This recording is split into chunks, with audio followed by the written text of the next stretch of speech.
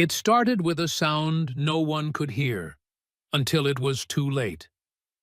1 second, the village of Aspen Creek was wrapped in post-holiday quiet.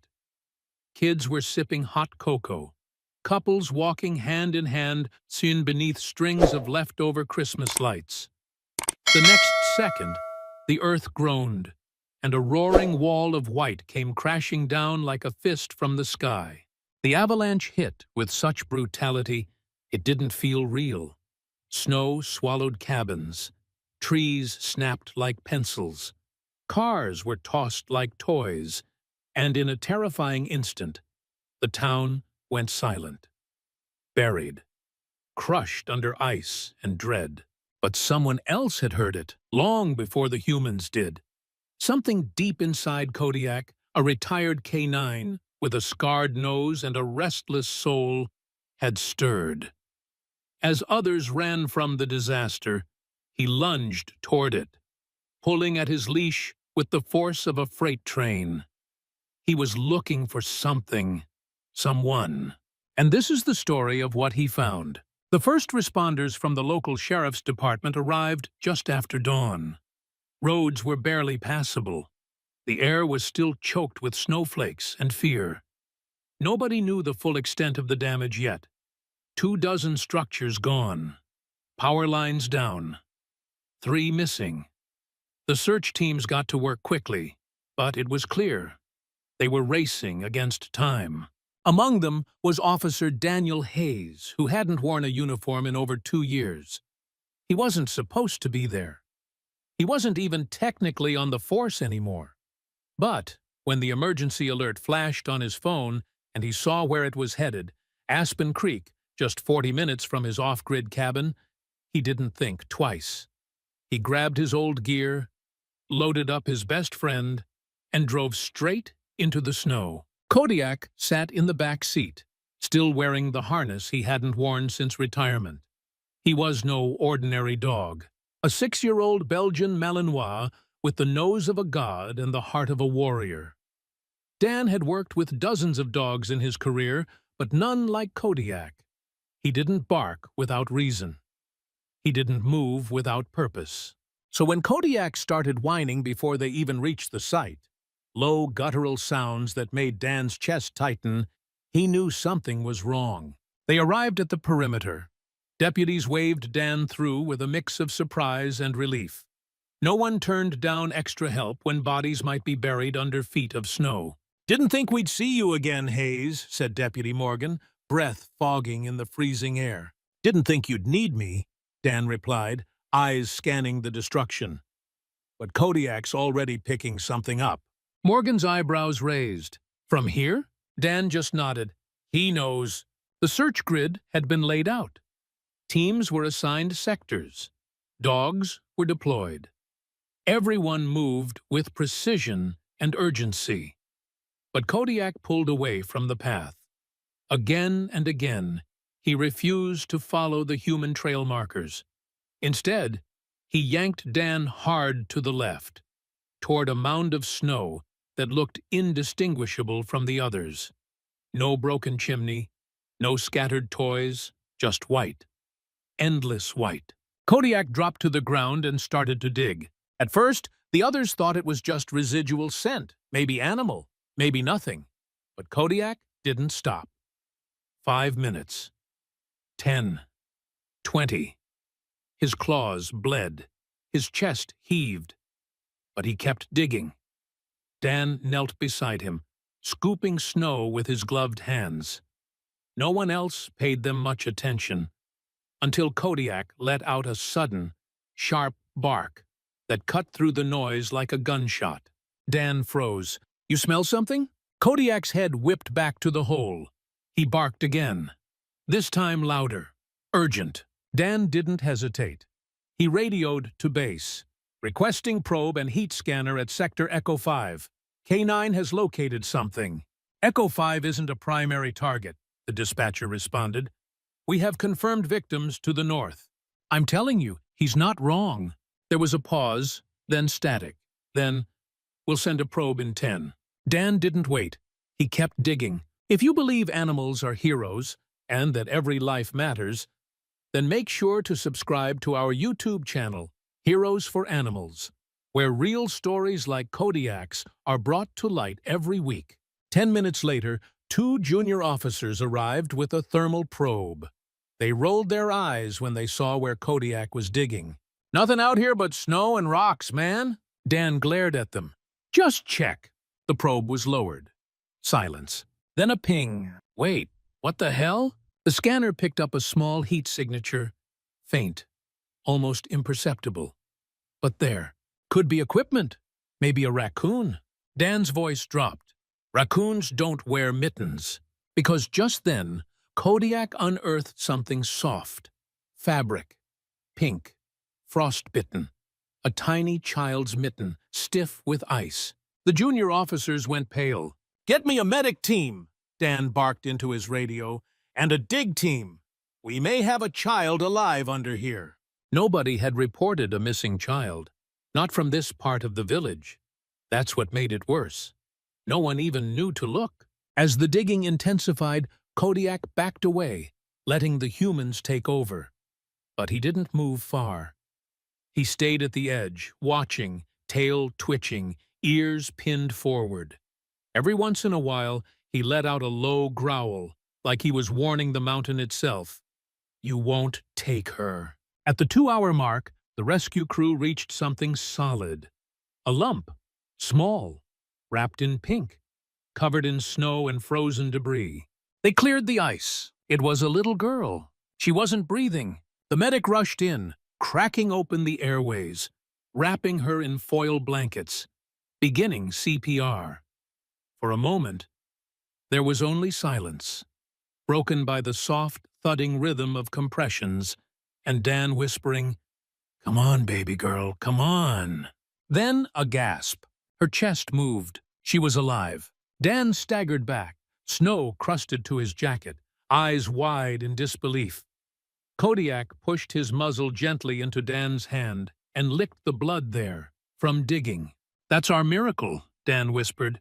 But what no one knew, not yet, was why Kodiak had fixated on that spot, or why Dan had driven through a storm with a dog he hadn't worked with in years.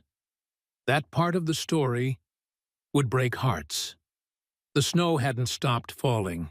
Even after the little girl, miraculously alive, was airlifted out by chopper, flakes continued to drift down like ash from a burned-out sky. The town of Aspen Creek had suffered a blow it wouldn't recover from easily. Homes flattened, lives upended. But in that frozen wreckage, something had shifted. A girl had been found. A child no one had reported missing. And it was all because of a dog no one had trusted. Back at the mobile command tent, Officer Dan Hayes was wrapping a thermal blanket around Kodiak's body. The dog's paws were raw, bleeding where the pads had cracked during his relentless digging. A medic had offered to sedate him earlier. Dan had refused. "Let him stay awake," Dan said quietly. "He earned that."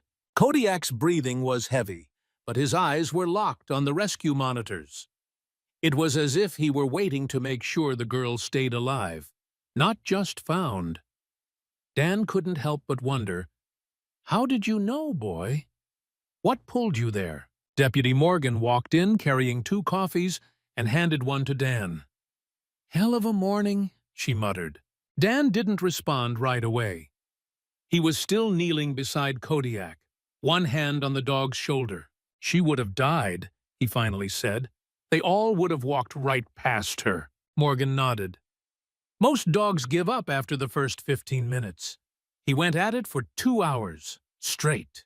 Dan looked up, something flickering in his eyes. "He's done that before." She raised an eyebrow. "You saying this isn't the first time?" Dan didn't answer. Not yet. Later that afternoon, the mystery began to unfold. A woman named Tracy Langford came stumbling into the command post, wrapped in a hospital blanket, lips trembling, shoes soaked.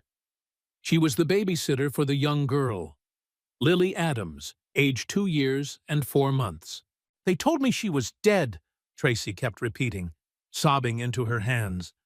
"I didn't tell anyone, because I thought I lost her." Through a haze of guilt and panic, she explained she'd been watching Lily that morning while the child's mother worked a shift at the local diner. The toddler had toddled outside during a moment of distraction. She thought Lily had gone into the back bedroom, but by the time she realized the door had been left open, the avalanche had already started. "I froze," she admitted. "I couldn't even think. I just ran for cover." Her voice cracked under the weight of shame. "They would have blamed me. I didn't want to go to prison." It was all over the news that night. Hero K9 saves toddler in avalanche. Reporters lined the edge of the perimeter, shooting footage of rescue crews and broken homes. Footage of Kodiak, sitting stoically beside Dan, played across national networks. He wasn't licking his wounds. He wasn't soaking in the attention. He just watched, like he was still waiting for something. But the truth, the real truth, was buried much deeper than snow.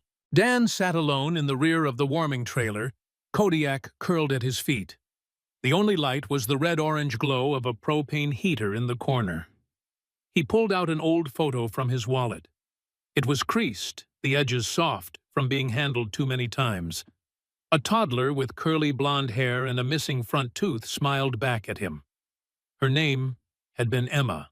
4 years ago, Dan had responded to a winter landslide in a similar mountain town. Emma was his daughter, and Kodiak's first search.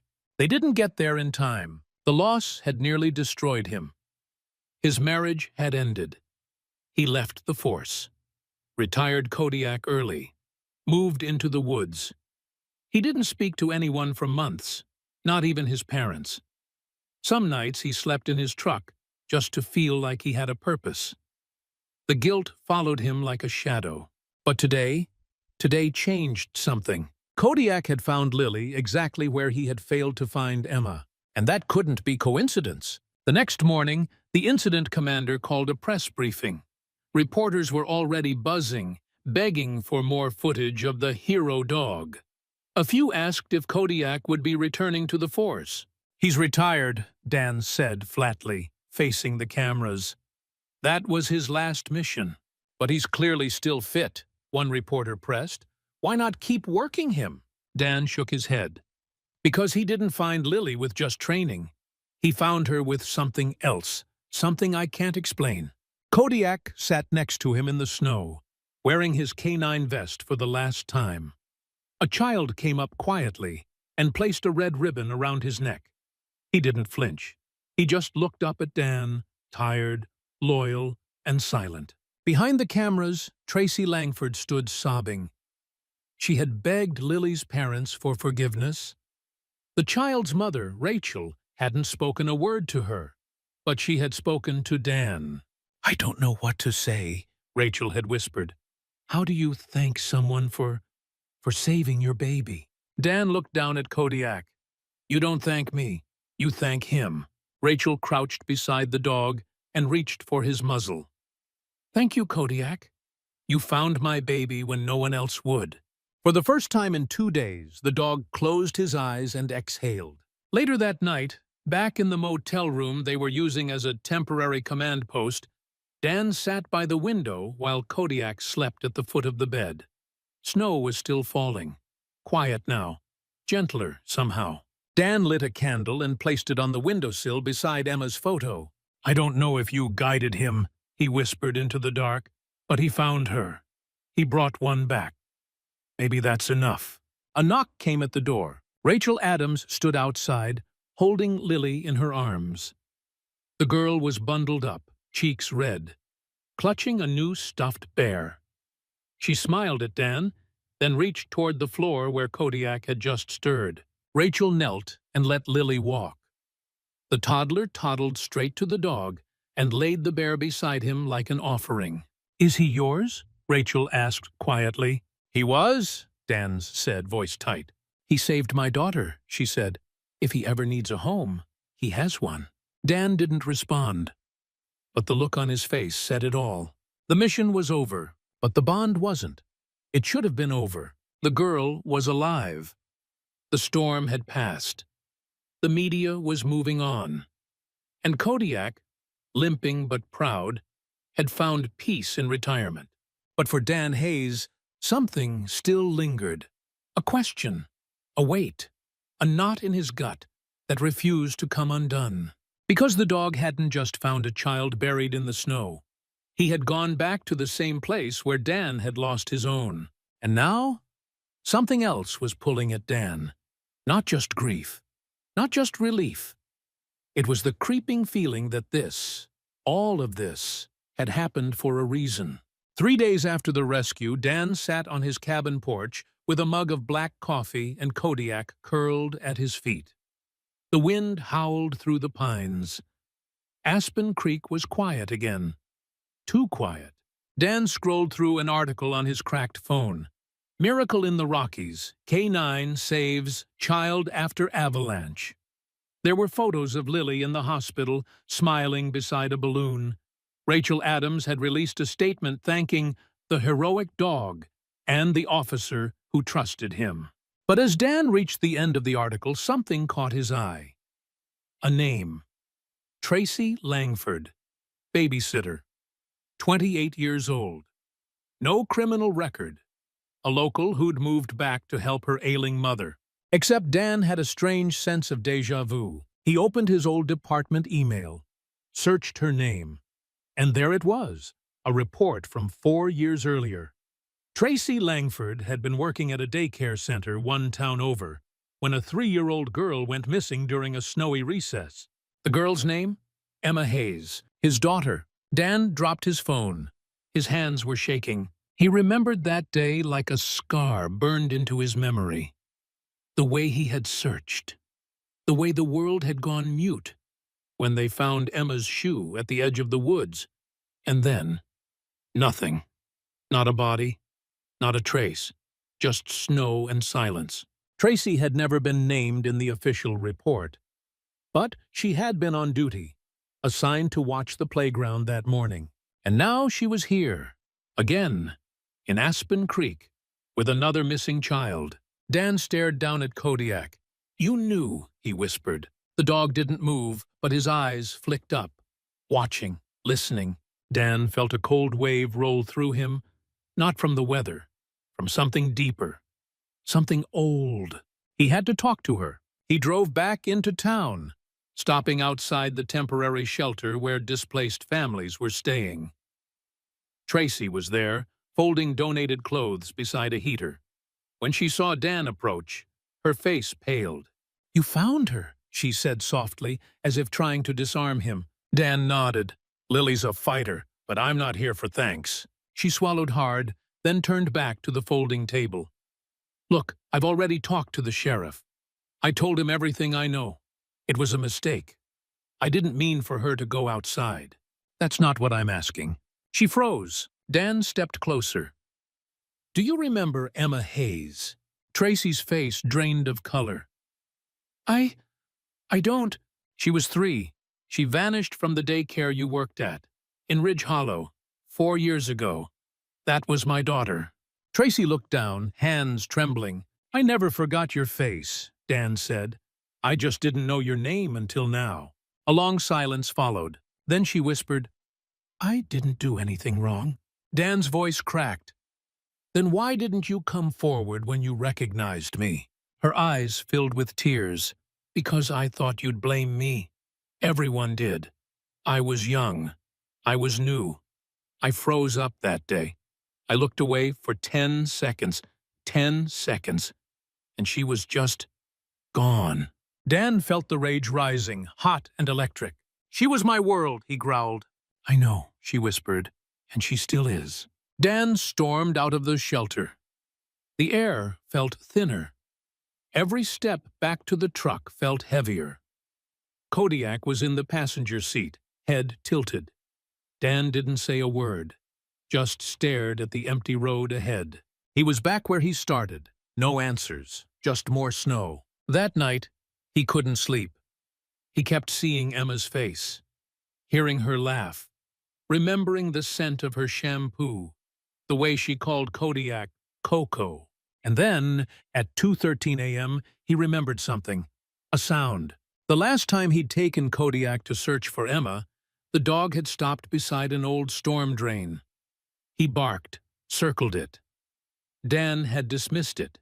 It was too far from the playground. Too improbable. But what if? By sunrise, he was already packed. Kodiak jumped into the truck, tail thumping against the seat. Dan took the same back roads he had driven 4 years earlier. Same biting wind. Same gray skies. They arrived at Ridge Hollow in under an hour. The old daycare was closed now, windows boarded, roof partially collapsed. But the drain was still there, covered in ice, partially frozen shut. Kodiak jumped down and sniffed the air. "Find her," Dan whispered. The dog paused, then barked. Once, loud, clear, focused. He began pawing at the drain cover. Dan grabbed a crowbar from the truck. Together they worked. Man and dog. Breaking ice. Tearing rusted bolts. At last, the cover came loose with a scream of metal. The opening led into a narrow concrete tunnel, no more than 3 feet wide. Dan climbed down first, Kodiak following behind. The smell was musty, rotting, but beneath it, something else, something familiar. Kodiak walked a few feet, then stopped. He scratched at the ground. Dan's flashlight landed on something. A pink ribbon, threadbare, dirty, but still there. Dan sank to his knees, ears welled up. It was Emma's. It had been in her hair the morning she disappeared. They kept searching. The tunnel led to a locked grate that opened near an old park. Dan called the sheriff. Forensics teams came in. No body was found. But what they did find was a buried lockbox, sealed and rusted. Inside, a small shoe, a photo, a hospital bracelet, Emma's name on it. Dan broke down. It wasn't closure, but it was proof. Proof she'd been there. Proof she hadn't just vanished into the snow. That someone had moved her, hid her. And Kodiak? Kodiak had remembered. He had led Dan back, not just to Lily, but to Emma's ghost. That night, Dan sat by the fire with a blanket over his shoulders. He held the photo in one hand, the ribbon in the other. Kodiak slept with his head on Dan's lap. "You didn't fail," Dan whispered. "You never failed. You just never stopped searching." He looked down at the sleeping dog and finally said what he hadn't been able to say for 4 years. "Thank you." Dan Hayes had been a cop long enough to know when something didn't add up. And nothing about Emma's disappearance, not then, and especially not now, was adding up. The pink ribbon, the shoe, the hospital bracelet found inside the storm drain lockbox. They weren't just pieces of the past. They were breadcrumbs, deliberately left, preserved, almost like a message someone had been too afraid or too guilty to send. And Kodiak? He hadn't just found the box. He had led Dan to it. Just like he had found Lily. That couldn't be chance. Dan didn't believe in ghosts, but he did believe in memory, in instinct, and in the unexplainable bond between a dog and a girl he never stopped searching for. The forensics team confirmed that the items in the box were Emma's. The ribbon even had traces of her DNA still on it, though it had deteriorated. No fingerprints, no camera footage nearby. The storm drain tunnel had been off the radar for years, used mostly by wildlife and runoff. The local authorities offered condolences, but Dan could read it in their eyes. This is as far as we're going to go. But Dan couldn't stop now. Not when Kodiak hadn't stopped searching for 4 years. Back at the cabin, Dan sat in front of his laptop late into the night. He opened every file he still had from Emma's case. He scanned call logs, background checks, security footage that had been dismissed early on. And there it was. One grainy frame from a gas station security cam just hours after the avalanche. Tracy Langford in her mother's pickup truck, parked behind a maintenance shed. Nothing illegal, nothing obvious. But what caught Dan's attention was what she was doing, wiping down the inside of the windshield with gloved hands. Why would someone clean their windshield in the middle of a snowstorm? Unless they were trying to wipe away evidence. Dan drove back into town the next morning. This time not as a grieving father, not as a former cop, but as a man who was done being quiet. He found Tracy in the parking lot of the church shelter, loading boxes of diapers into her trunk. "I need to ask you something," Dan said, stepping in front of her car. She stiffened. "I already told you everything." "Did you really?" he said. "Because I looked into you. Ridge Hollow wasn't the only town where something went missing around you." Tracy's expression shifted.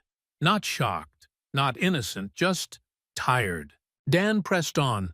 "I know you didn't hurt Emma. I can feel it. But I think you know who did." Silence. Then finally, Tracy leaned back against the car, arms crossed. "I was 18, she whispered. "Barely old enough to vote. I needed a job. My uncle ran the daycare. He hired me without paperwork. Said it would just be for the holidays." Dan blinked. "Your uncle?" "Tommy Langford." Dan's blood ran cold. Tommy Langford had been interviewed in the original investigation. He'd told the police Emma had wandered off while they were transitioning kids from the playground to the lunchroom. He was cooperative, friendly, even offered his own theories. But Dan had always had a gut feeling about him. And now Tracy was confirming it.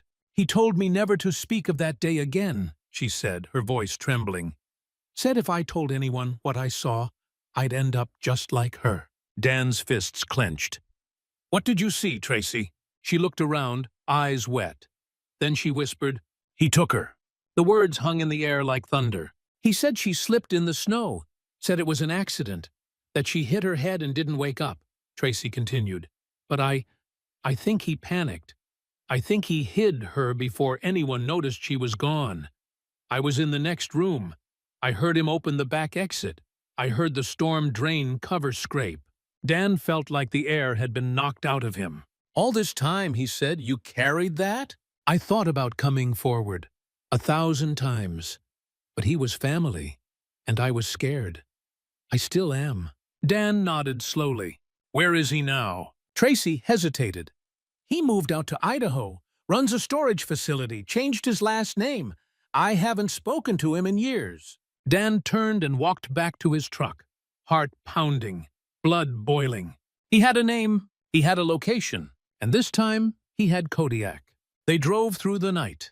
12 hours of snow-covered highway, gas station coffee, and silence. As dawn broke over the flat plains of Idaho, they pulled into a dusty parking lot behind a row of self-storage units.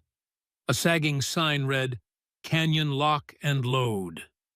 Dan's breath steamed in the air as he stepped out. Kodiak at his side, tail stiff, body tense. It wasn't a police operation. There were no warrants. This was personal. The manager on duty, a kid no older than 20, barely looked up from his phone. "Looking for Tommy Langford," Dan said, "or whatever name he's using now." The kid pointed toward a red unit at the end of the row. "That's his. He lives in the one behind it. Has a little RV parked there." "Creepy dude." Dan approached slowly. Kodiak stayed close. They reached the RV. The curtain twitched. A shadow moved. Then the door creaked open. And there he was.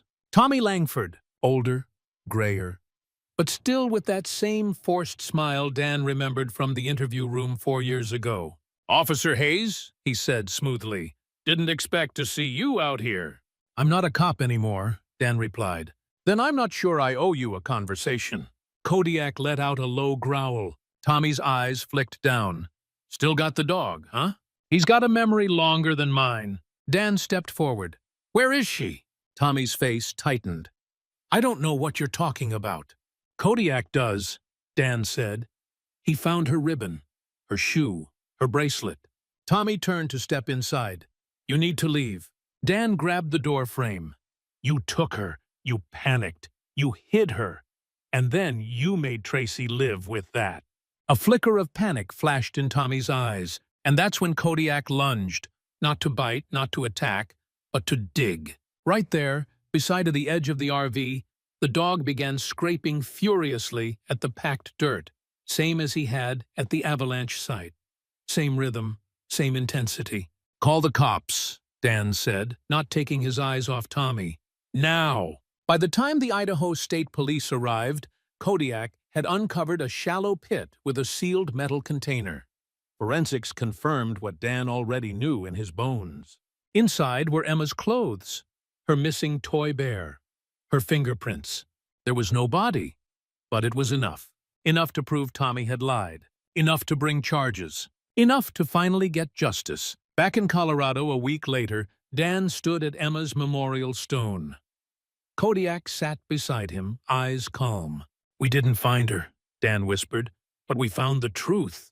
He placed the pink ribbon at the base of the stone. "And you," he said, turning to Kodiak, "you never gave up, not once." Kodiak leaned against him, and for the first time since that winter day 4 years ago, Dan felt like he could breathe again. The headlines faded in less than a week. Former cop and K9 crack cold case. Man arrested in 4-year-old missing child investigation. K9 hero helps solve mystery behind Colorado avalanche rescue. But for Dan Hayes, it didn't fade at all. It lingered, in the space between each breath, in the way he watched the world now. Lighter, somehow, but also heavier. Because the moment Tommy Langford was arrested and extradited to Colorado, Dan realized something terrifying. He no longer had a reason to keep searching, and that scared him more than he ever expected. Back at the cabin, the silence felt different. Not empty, just still. The kind of still that comes after a storm, when the wind stops pushing and the trees stop cracking. Just the weight of snow on branches, and the hum of a heater trying to keep up. Dan stood at the sink, rinsing out Kodiak's food bowl. The dog lay stretched out on the rug near the fireplace, his chest rising and falling, calm. It had been a week since they'd returned. A week without interviews, without cameras, without digging into the past. And in those quiet moments, Dan began noticing the small things again. Kodiak's limp was more pronounced. His back legs took a second longer to stand. He took longer naps in the sun. The scars on his paws from the avalanche hadn't fully healed. Dan dried the bowl with a dish towel, then knelt beside him. "We're not young anymore, huh?" Kodiak opened one eye, then gave a lazy tail thump. Dan smiled. "Guess we both deserve a little rest." But rest wasn't what knocked on Dan's door 2 days later. It was Rachel Adams, Lily's mom. She was bundled in a pea coat, snow boots scuffed, cheeks red from the cold. In her arms, Lily held tightly to a new stuffed bear, a twin to the one she had laid beside Kodiak in the hospital. "I didn't want to come unannounced," Rachel said, shifting awkwardly on the porch. "But I've been thinking about it a lot, and Lily's been asking about the dog." Dan stepped aside. "You want to come in?" Inside, Lily's face lit up the second she saw Kodiak. She ran over to him, dropping the bear at his side again, like it was tradition. Kodiak lifted his head, sniffed, and let out a soft huff that made her giggle. Dan watched the moment from across the room. There was something simple and whole about it, something he hadn't felt in a long time. "He's not the same," Rachel said gently. "But Lily doesn't mind." Dan nodded. "None of us are the same after that." There was a pause. Then Rachel asked, "Have you thought about what's next? For you too?" Dan looked down at Kodiak. He had. He just didn't want to face it. That night, Dan took Kodiak for a walk through the woods behind the cabin. The snow crunched under their boots and paws. The moonlight painted long blue shadows across the trees. They stopped at a clearing, a place Emma had once played, chasing fireflies and pretending to be a fairy queen. Dan sat on a fallen log. Kodiak sat beside him. "You did what no one else could," Dan said softly. "You saved Lily, and you brought Emma home." He scratched behind Kodiak's ears. "But you're tired. I see it. You've carried this with me for 4 years, carried it harder than I ever realized." Kodiak leaned into him. Dan looked up at the sky. "I think it's time to let go." 2 days later, he called Rachel. "Do you remember what you said to me about Kodiak having a home with you?" "I do," she replied, "and I meant it." Dan's voice cracked. "I think he needs Lily as much as she needs him." The day Kodiak moved in with Lily was both harder and easier than Dan expected. Rachel's home was just 20 minutes away, in a cozy farmhouse near the foothills. A fenced-in yard, toys scattered on the porch. It looked nothing like the life Dan had known. But that was the point. Lily squealed when she saw them pull into the driveway. "Cody!" she yelled, unable to pronounce the full name. Kodiak jumped out of the truck, walked straight to her, and sat calmly as she wrapped her arms around his neck. Dan watched from the driver's side, then slowly stepped out. Rachel met him at the door. "He'll be loved here," she said. "I promise." Dan nodded. He reached into his coat and pulled out the old leather harness, the one Kodiak had worn on his first mission, and his last. "I want you to keep this," Dan said, handing it to her. "It's a part of who he is, but he doesn't need to wear it anymore." Rachel took it gently. "What about you?" Dan looked at the snow falling around them, then down at Lily, now leading Kodiak through the backyard with a rope leash made of pink yarn. I think I've been wearing mine too long, too." That night, Dan returned to the cabin. It was quiet, but not empty. He made himself a cup of coffee, sat by the fire, looked around at the walls, photos of Emma, old citations, a framed picture of Kodiak with his badge. He pulled out a journal and started writing for the first time in years. Kodiak found more than survivors. He found what I'd buried. Grief, guilt, even hope. He never gave up on any of it. And because of that, I can finally rest. Not in sorrow, but in peace. He closed the journal and whispered, "Good boy." The next morning, he received a text from Rachel. Lily and Cody playing dress-up. She made him a crown. Kodiak asleep on her bed, one paw on her stuffed bear. Dan smiled. He didn't respond right away. He just sat back in his chair, listening to the wind whistle through the trees. For the first time in years, he wasn't waiting for a call. He wasn't chasing ghosts. He was just home. Spring came late to the mountains that year. It snuck in slowly, melted snow pooling along forest trails, tree buds pushing up stubbornly against the cold. It was the kind of spring that doesn't burst through the door, but rather slips in quietly and rearranges the furniture of winter. And for the first time in nearly 5 years, Dan Hayes noticed. He noticed the colors coming back, the light stretching longer through his cabin windows. He noticed the birds again, the way the pines breathed when the wind ran through them. But most of all, he noticed the silence. Kodiak was no longer by his side. It had been 3 months since Dan brought the dog to Lily's home. And in that time, something inside Dan had shifted. Not gone, not fixed, but softened. There were still moments he reached down for a dog who wasn't there. Still nights he expected to hear Kodiak pacing the floor, doing his pre-bed check of the doors. But each time the habit faded, it left behind something surprising.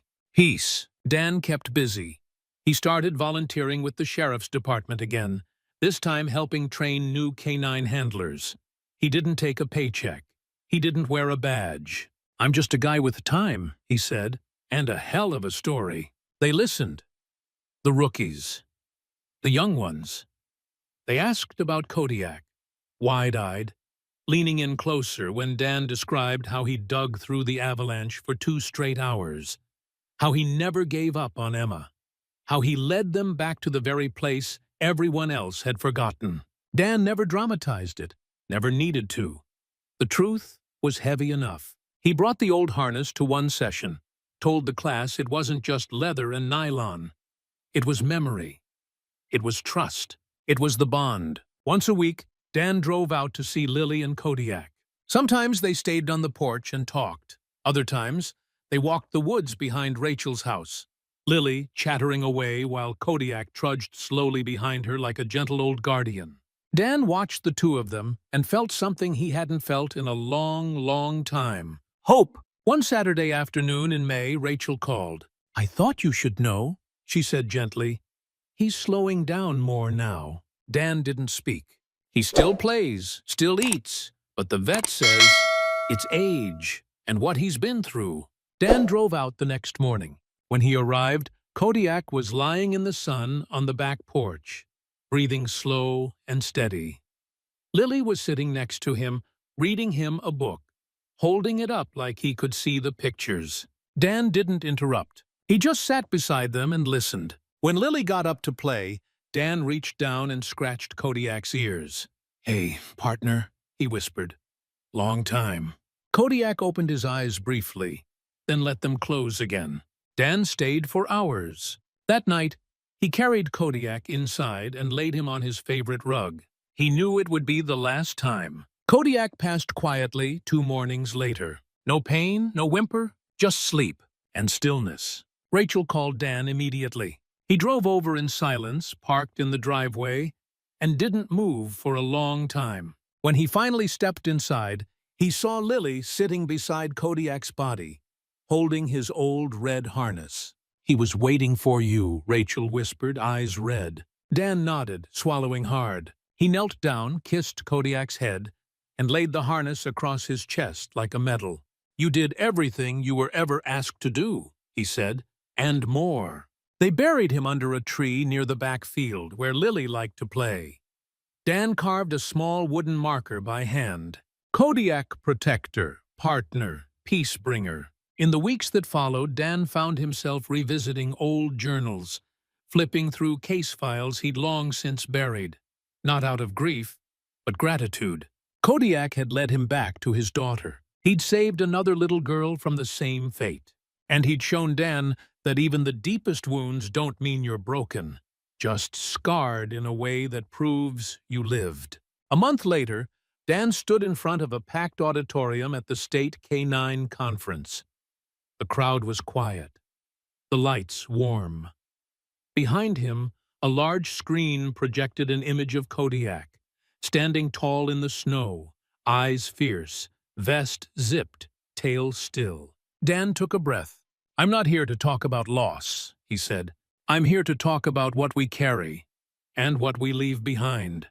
He paused. "I lost my daughter in the snow, and in the silence that followed, I lost myself.